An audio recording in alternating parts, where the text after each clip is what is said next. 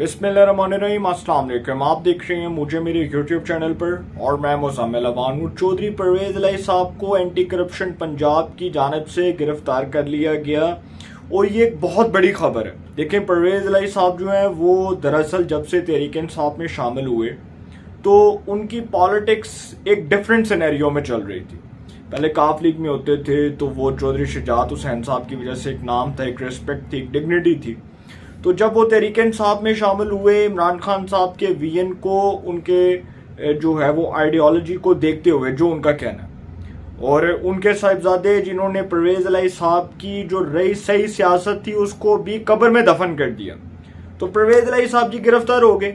और anti corruption Punjab को वो मतलूब थे। एंटी करप्शन पंजाब जो है उसके हवाले से भी ये खबर आई कि जो सुहेल जफर चट्ठा साहब हैं उन्होंने बताया कि ये मैं मतलूब थे और हम इनकी गिरफ्तारी के लिए छापे मार रहे थे।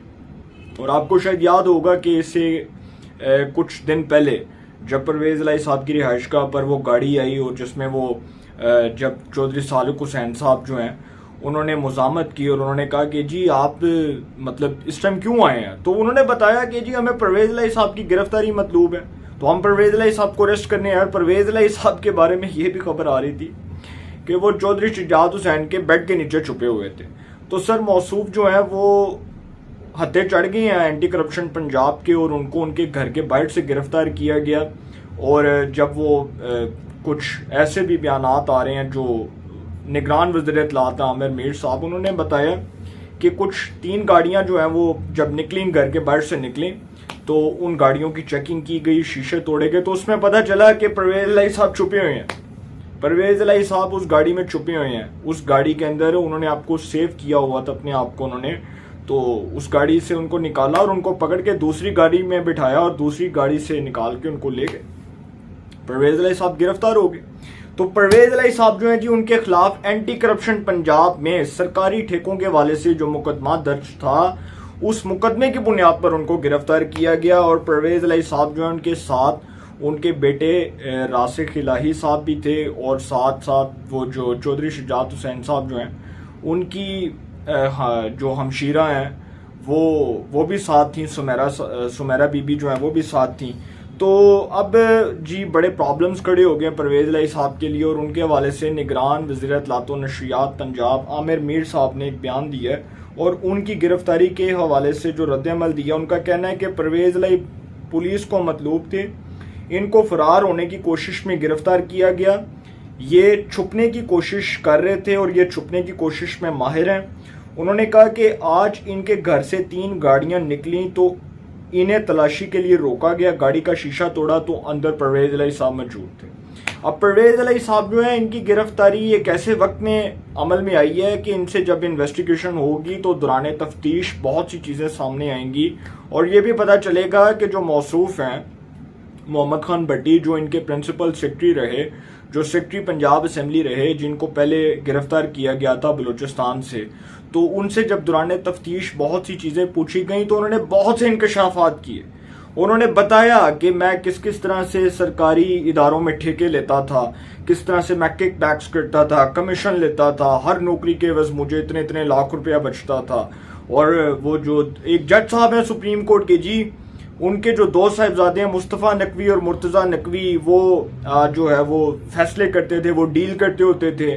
तो वो जो प्लॉट्स थे वो भी मैंने बनाए, किस तरह से मैंने जायदादें बनाई, कैंट में प्लॉट बनाए, जोहर टाउन में प्लॉट बनाए। उसके बाद जगह जगह पे जो करप्शन की लूट मार मची हुई थी, जिस करप्शन की बहती गंगा में हाथ धोए हुए थे, तो परवेज़ इलाही साहब जो है वो फ्रंट मैन थे। परवेज़ इलाही साहब के ही वो प्रिंसिपल सेक्रेटरी थे मोहम्मद खान भट्टी साहब, जो दर्जा चहारम के एक नलायक से सरकारी अफसर थे जिनके पास डिग्री भी नहीं थी। और सर आप अंदाजा लगाएं कि वो बंदा जब पकड़ा जाता है तो वो FIA की कस्टडी में, वो एंटी करप्शन की कस्टडी में वो बयान दे रहा होता है कि जी भाई मैं कीता है, मैंने ये किया। परवेज़ इलाही साहब जो गिरफ्तार हुए हैं, मैं समझता हूं कि परवेज़ इलाही साहब से बड़ी गिरफ्तारी मोनस इलाही साहब की होगी। वक्त आएगा वो गिरफ्तार होंगे और उनसे दौरान तफ्तीश बहुत सी चीज़ें पूछी जाएंगी। जब दौरान इन्वेस्टिगेशन पूछा जाएगा तो मोनस इलाही साहब की जो कड़ियाँ जहाँ से जाकर मिलेंगी, मोनस इलाही साहब जो पंजाब के सरकारी खजाने को लूट कर गए और बाहर के मुल्क में वो बैठ के कह रहे हैं कि हम इमरान खान के साथ हैं, मेरे वालिद की गिरफ्तारी जो है उससे हम डरने वाले नहीं हैं। ये कितनी बेशर्मी और कितनी ढिठाई से वो ये बात कर रहे हैं। इतने अगर वो डिफेंड करने वाले हैं तो वो अपने वालिद की गिरफ्तारी पर आकर पाकिस्तान में मजम्मत करें और कहें कि जी मेरे वालिद को गलत गिरफ्तार किया गया और गलत बुनियाद पर किया गया। अब अदालतें इसके ऊपर कैसे रिएक्ट करती हैं, डोंट नो, मुझे इसका नहीं पता और मुझे इसका बिल्कुल आइडिया नहीं है कि अदालतें इस पर कैसे रिस्पॉन्ड करती हैं और अदालतों का क्या फैसला होगा, कैसा रद्द-ए-अमल होगा। लेकिन सर परवेज इलाही साहब को किसी भी तरह गैर कानूनी तौर पर गिरफ्तार नहीं किया गया। वो एंटी करप्शन को मतलूब थे, उनको गिरफ्तार किया गया। जिस बुनियाद पर किया गया वो बुनियाद बहुत मजबूत है। इसका अदालत से क्या फैसला आता है ये देखना पड़ेगा। और परवेज इलाही साहब के ऊपर इल्जामात बहुत संगीन है और वो इन इल्जामात से बचते नजर नहीं आ रहे। उनको कोई भी तहफ़्फ़ुज़ दे दे, उनको कोई भी रिलीफ दे दे, लेकिन ये केस उनके गले का फंदा बनेगा और उनके लिए नुकसान का बायस बनेगा और मुश्किलात का बायस बनेगा। अपनी राय का कमेंट्स में ज़रूर इज़हार कीजिएगा। इंशाल्लाह एक नए सेगमेंट के साथ पे मुलाकात होगी। अपना बहुत ख्याल रखिएगा। अल्लाह निगहबान।